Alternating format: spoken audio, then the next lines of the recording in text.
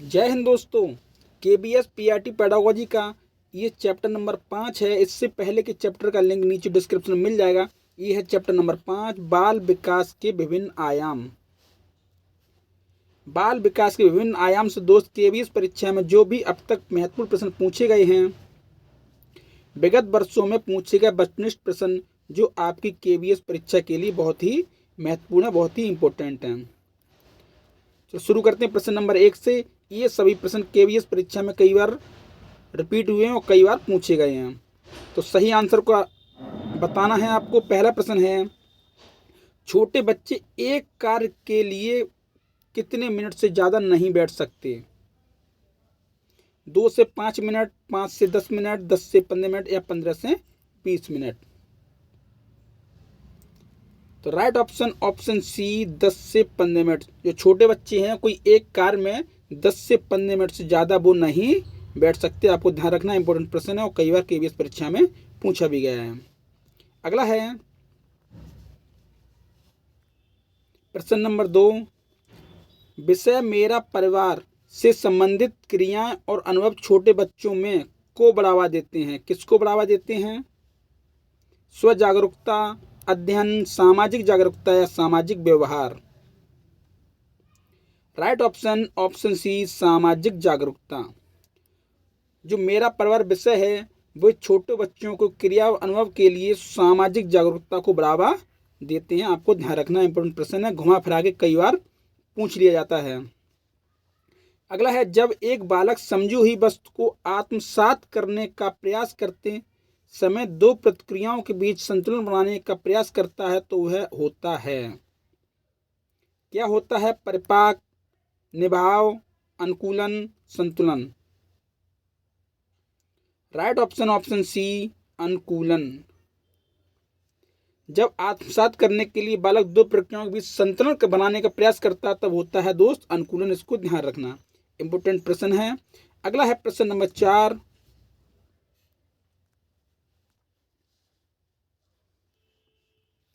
एक बालक की संज्ञानात्मक विकास अवधि में ठोस परिचालन अवधि कितनी होती है? ये तो इंपोर्टेंट प्रश्न है दोस्त। सीटेट, सुपरटेट सभी में कई बार पूछा गया है और ये केबीएस परीक्षा में कई बार पूछा गया है।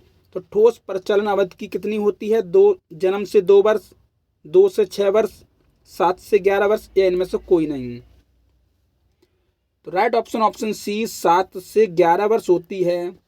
वो होती है ठोस परिचालन अवधि, जिसे बोलते हैं दोस्त।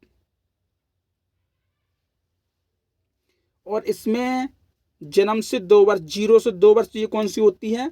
ये होती है पहली संवेदी प्रेरणा। ये भी आपको ध्यान रखना, ये होती है संवेदी प्रेरणा। और दूसरी होती है 2 से 7 वर्ष, ये 6 नहीं, 2 से 7 वर्ष होती है। वो होती है दोस्त पूर्व संक्रियात्मक अवस्था। ये भी आपको ध्यान रखना, पूर्व संक्रियात्मक अवस्था। और तीसरी होती है 7 से 11 वर्ष, जो होती है ठोस परिचालन अवस्था। और चौथी होती है 11 से 11 प्लस, ये होती है औपचारिक संक्रियात्मक अवस्था। ठीक है, इसको ध्यान रखना। ये प्रश्न घुमा फिरा के कई बार पूछ लिया जाता है।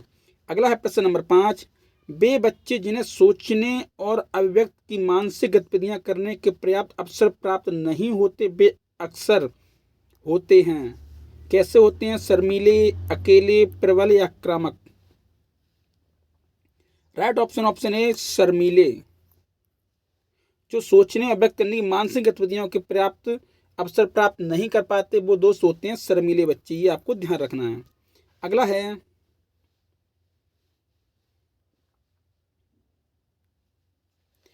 एक बालक कितनी की आयु में अपनी भाषा विकसित करता है जो एक भाषा के उपयुक्त शब्दों और व्याकरण को सही नियमों से मिलती है? 4 वर्ष, 5 वर्ष, 6 वर्ष, 7 वर्ष? तो राइट ऑप्शन ए, 4 वर्ष। एक बालक जो है 4 वर्ष की आयु में अपनी भाषा विकसित पूरी कर लेता। आपको ये ध्यान रखना है। अगला है प्रश्न नंबर 7, पियाजे के अनुसार नवजात अपने पर्यावरण के साथ पूर्णतः व्यवहारों के माध्यम से अन्योन्य क्रिया करते हैं। किसके? प्रतिक्रियात्मक, सीखे हुए, नकल या अनुकूलन? तो राइट ऑप्शन ऑप्शन ए प्रतिक्रियात्मक। पियाजो के अनुसार जो छोटे बच्चे नवजात बच्चे हैं वो पर्यावरण के साथ पूर्णतः प्रतिक्रियात्मक व्यवहारों के माध्यम से अन्योन्य क्रिया करते हैं। इंपोर्टेंट प्रश्न और ये तो कई बार पूछा गया है। अगला है प्रश्न नंबर 8, आरंभिक कल्पनात्मक भय की आयु तक गायब हो जाता है। जो शुरुआत्मक कल्पनात्मक भय है, डर है, वो कितनी आयु तक गायब या समाप्त हो जाता है? 10 वर्ष, 12 वर्ष, 14 वर्ष, 16 वर्ष। राइट ऑप्शन ऑप्शन ए 10 वर्ष। जो शुरुआती डर होता है बच्चे का वो 10 वर्ष के बाद या 10 वर्ष के अंदर ही समाप्त हो जाता है। ठीक है। अगला है प्रश्न नंबर 9, पाइगेट। ये पाइगेट है वो क्या है? तो चारों विकल्प को आपको ध्यान से पढ़ना है, ए बी सी डी, और सही जवाब आपको बताना है। इसमें सही जवाब है ऑप्शन बी। स्वायत्त बच्चों की सामाजिक समझ साथियों के साथ संबंधों की आपसी लेन देन के माध्यम से होती है, वही वो कहलाता है पाइगेट। ये आपको ध्यान रखना है क्योंकि चारों विकल्प पढ़ते दोस्तों समय ज़्यादा लगता। सही विकल्प ऑप्शन बी है। अगला है प्रश्न नंबर 10,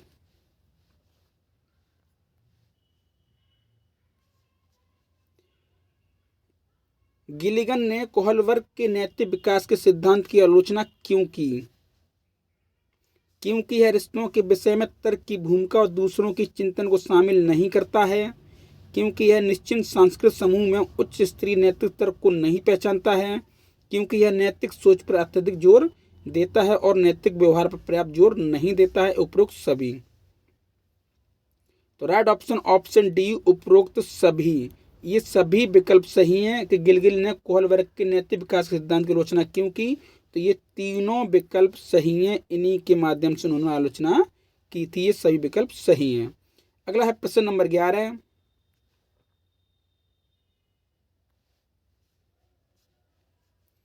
स्क्रीनिंग यंत्र का उपयोग शिशु शिक्षकों द्वारा स्कूली वर्ष के लिए शिशु शिक्षा योजना में बच्चों की शक्तियों और कमजोरियों की पहचान करने के लिए किया जा सकता है।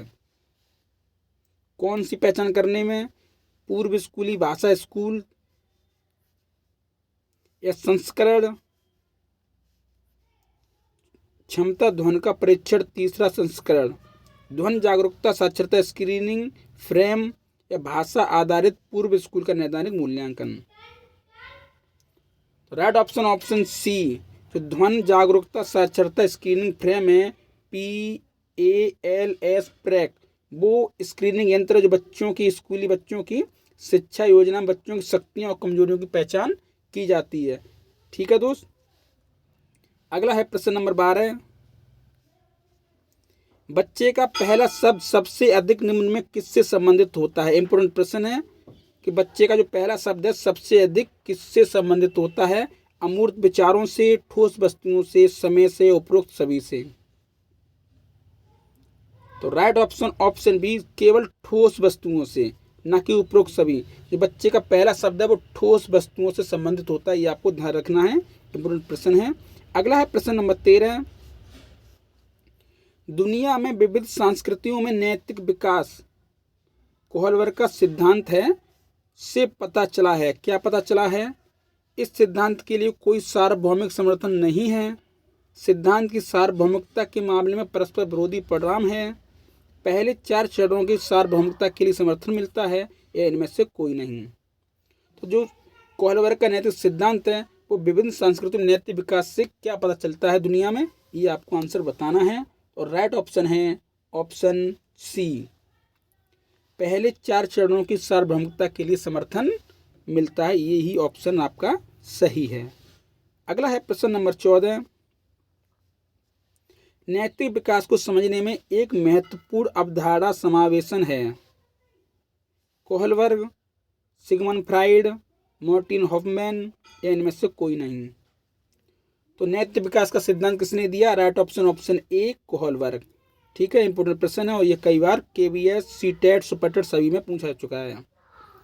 अगला है प्रश्न नंबर 16, द्वारा माता पिता अपने बच्चों में नैतिक तर्क के उच्च स्तर को बढ़ावा देते हैं। किसके द्वारा माता पिता अपने बच्चों में नैतिक तर्क के उच्च स्तर को बढ़ावा देते हैं? बच्चों को बताकर कि कैसे कार्य करना है, मूल्यवर्धक मुद्दों के बारे में उत्साहजनक बातचीत करके, सबसे अच्छी चीज़ों के बारे में बात करके, उपरोक्त सभी।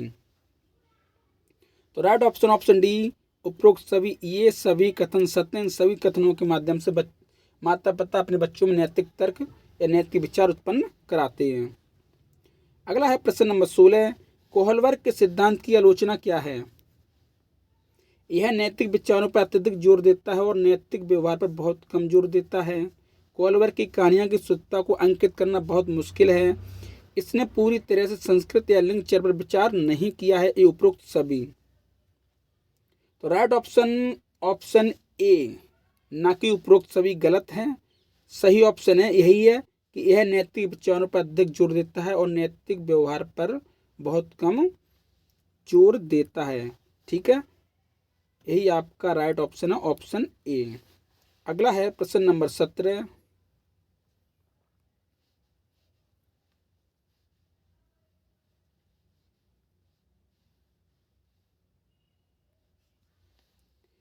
किसने आलोचना की कि कोहलवर्ग सिद्धांत में नैतिक विकास में पारस्परिक संबंधों के महत्व की उपेक्षा की गई है? ये आलोचना किसने की? सिगमंड फ्राइड, मार्टिन हॉफमैन, फर्नर्ड या Carol Gilligan? Right option option D, Carol Gilligan. इन्होंने आलोचना की थी कि कोहलवर्ग सिद्धांत में नैतिक विकास में पारस्परिक संबंधों के महत्व की अपेक्षा इन्होंने की थी। ठीक है, अगला है प्रश्न नंबर 18, सामाजिक तर्क सामाजिक आम सहमत के विचारों पर केंद्रित है, नैतिक तर्क पर जोर देता है। कौन से नैतिक तर्क पर जोर देता है? समाज, नैतिक मुद्दों, नैतिकता या सामाजिक संज्ञानात्मकता? राइट ऑप्शन ऑप्शन बी, नैतिक मुद्दों। जो नैतिक तर्क है वो नैतिक मुद्दों पर जोर देता है। ये आपको ध्यान रखना, इंपोर्टेंट प्रश्न और कई बार पूछा गया है। अगला है प्रश्न नंबर 19, निम्नलिखित में कौन सा सिद्धांत नैतिक क्षमता और नैतिक प्रदर्शन के बीच में अंतर को स्पष्ट करता है? नैतिक क्षमता और नैतिक प्रदर्शन के बीच के अंतर को स्पष्ट करता है। सामाजिक संज्ञानात्मकता, नैतिकता, मनोसामाजिक या इनमें से कोई नहीं? तो राइट ऑप्शन ऑप्शन ए, सामाजिक संज्ञानात्मकता है वो दोस्त नैतिक क्षमता और नैतिक प्रदर्शन के बीच को अंतर स्पष्ट करता है। अगला है प्रश्न नंबर 20, अल्बर्ट बंडूरा के बारे में आपको बताना कि अल्बर्ट बंडूरा, दंड का भय सकारात्मक नैतिक विकास की कुंजी है, अच्छी शिक्षा सकारात्मक नैतिक विकास की कुंजी है, स्वनियमन सकारात्मक नैतिक विकास की कुंजी है या अमूर्त तर्क सकारात्मक नैतिक विकास की कुंजी है? ये अल्बर्ट बंडूरा का कौन सा कथन सही है? तो इनका सही कथन है ऑप्शन सी, स्वनियमन सकारात्मक नैतिक विकास की कुंजी है। यही इनका कथन सत्य है। अगला प्रश्न है,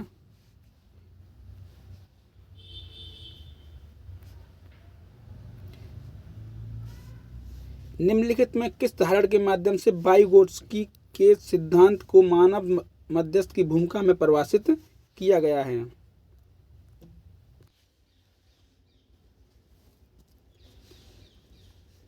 प्रत्येक मनोवैज्ञानिक कार्य विकास में दो बार दिखाई देता है, एक लोगों के बीच वास्तविक के रूप में और दूसरा इस कार्य के अंतरिक्ष समावेशन के रूप में।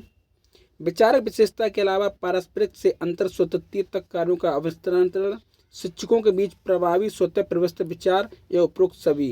इंपोर्टेंट प्रश्न है दोस्त, और ये 3 बार KVS में पूछा चुका है कि वाइगोत्स्की के 1978 सिद्धांत को मानव मध्यस्थ की भूमिका में परिभाषित किया गया है। इसका आंसर आपको बताना है। तो इसका राइट ऑप्शन है ऑप्शन ए, ना कि ऑप्शन डी गलत है, उपरोक्त सभी नहीं है।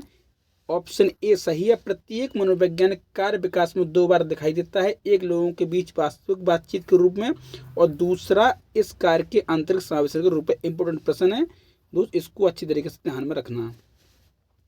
अगला है प्रश्न नंबर 22, शिक्षार्थी के संज्ञानात्मक कौशल को विकसित करने के लिए कॉलिंस द्वारा निम्नलिखित में किन रणनीतियों को प्रस्तावित किया गया है?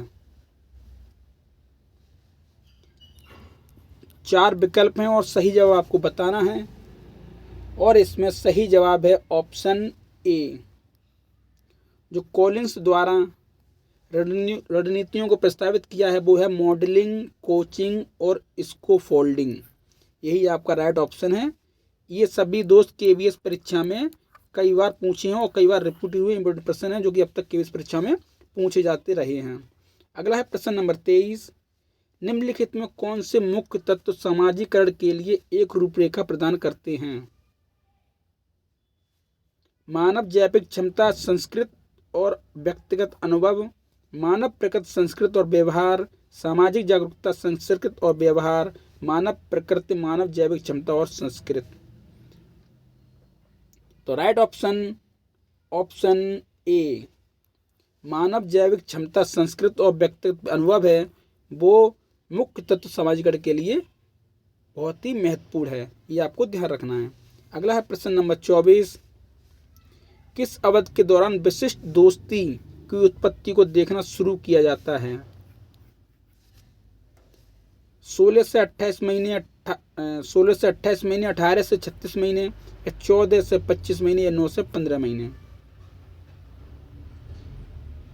तो राइट ऑप्शन ऑप्शन बी, 14 से 25 महीने। ये उम्र होती है दोस्त, वो होती है पूर्व बाल्यावस्था। ये आपको ध्यान रखनी है, ये उम्र होती है पूर्व बाल्यावस्था। इसमें विशिष्ट दोस्ती की उत्पत्ति होती है बच्चों में, क्योंकि 14 से 25 महीने के होते हैं पूर्व बाल्यावस्था में, तब वो दोस्ती की तरफ काफ़ी आकर्षित होते हैं। अगला है प्रश्न नंबर 25।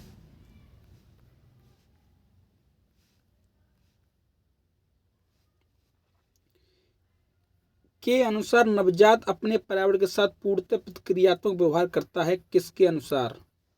ये कथन किसका है? बंडूरा, एरिक्सन, पियाजे या वुडवर्थ?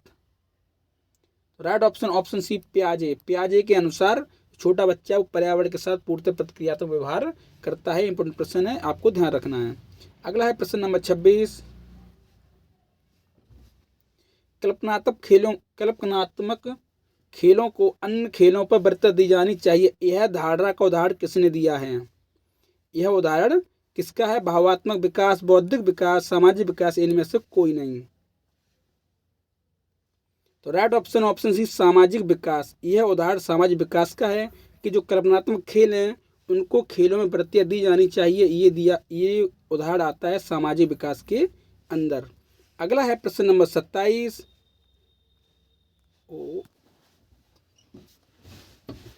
ये मस्तिष्क की अवधारणा है जो अध्येता की पसंद नापसंद दर्शाती है। ये किसके अंतर्गत आता है? अभियोगिता, प्रवृत्ति, प्रेरणा या बुद्धिमत्ता? तो राइट ऑप्शन ऑप्शन बी, प्रवृत्ति। जो मस्तिष्क की अवस्था है अध्येता की पसंद को नापसंद करता है, वो आता है अपनी प्रवृत्ति के अंदर। ये आपको ध्यान रखना है, केवीएस परीक्षा में कई बार पूछा भी गया है ये प्रश्न। अगला है प्रश्न नंबर 28। की पुस्तक ने बालक में मापन संकल्पनाओं के विकास की हमारी समझ में एक महत्वपूर्ण योगदान देता है। ये कथन कौन से मनोवैज्ञानिक का है? एरिक्सन, बंडूरा, पियाजे या जी.एन. हॉगवैक? तो राइट ऑप्शन ऑप्शन सी, पियाजे। ये पियाजे का कथन है कि बालक में मापन संकल्पनाओं के विकास एक महत्वपूर्ण योगदान देता है। ये आपको ध्यान रखना हो, ये भी इम्पोर्टेंट प्रश्न है। अगला है प्रश्न नंबर 29 और प्रश्न नंबर 30। ये दो ही 30 तक चलेगा दोस्त, अगला चलेगा कल वीडियो में। तो साक्षरता की प्रक्रिया कहाँ से शुरू होती है? जन्म से, 1 वर्ष, 2 वर्ष या 3 वर्ष? तो साक्षरता की प्रक्रिया है वो 3 वर्ष की उम्र के बाद शुरू होती है। ये भी आपको ध्यान रखना हो, और ये सीटेट में भी कई बार पूछा जा चुका प्रश्न है। अगला है प्रश्न नंबर 30। विशेषज्ञों ने पाया है कि सफलतापूर्वक पढ़ने और लिखने के लिए आरंभिक वर्षों में बच्चों को कौशल में महारत हासिल करनी चाहिए।